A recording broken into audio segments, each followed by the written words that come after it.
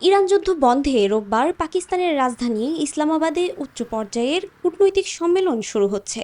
দেশটির পররাষ্ট্র মন্ত্রণালয় এক বিবৃতিতে জানায়, পাকিস্তানের উপপ্রধানমন্ত্রী ও পররাষ্ট্রমন্ত্রী ইসহাক দারের আমন্ত্রণে 2 দিনের সফরে ইসলামাবাদ যাচ্ছেন সৌদি আরব, তুরস্ক ও মিশরের পররাষ্ট্রমন্ত্রীরা। বিবৃতিতে আরও বলা হয়, আঞ্চলিক উত্তেজনা কমানো এবং নিজেদের মধ্যে বহুমুখী সহযোগিতা জোরদারের বিষয়ে আলোচনাই তাদের সফরের মূল লক্ষ্য। আনুষ্ঠানিক আলোচনার পাশাপাশি পাকিস্তানের প্রধানমন্ত্রী শাহবাজ শরীফের সঙ্গেও সাক্ষাৎ করবেন তারা। মধ্যস্থতাকারী হিসেবে পাকিস্তান নিজেকে যুদ্ধবন্ধের এই আলোচনার কেন্দ্রে তুলে ধরতে চাইছে বলে ধারণা করছেন বিশেষজ্ঞরা। অন্যদিকে ডনের একটি প্রতিবেদনে বলা হয়, পাকিস্তানের প্রধানমন্ত্রীকে ইরানের প্রেসিডেন্ট মাসুদ পেজেশকিয়ান জানিয়েছেন, যুদ্ধবন্ধে ও আলোচনার পথ সুগম করতে সবার আগে আস্থা তৈরি করা প্রয়োজন।